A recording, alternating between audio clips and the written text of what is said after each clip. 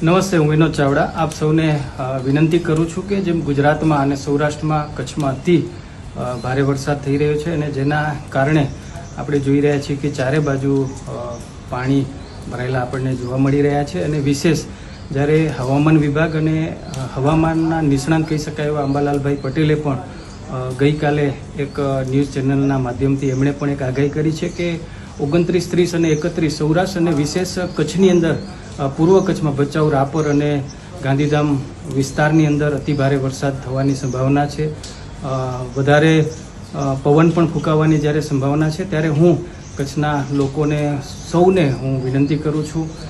સૌને હું આગ્રહપૂર્વક નમ્ર નિવેદન પણ કરું છું, આપણે સાવચેતીના પગલાં લઈએ, કારણ વગર આપણે ઘરથી બહાર ના નીકળીએ અને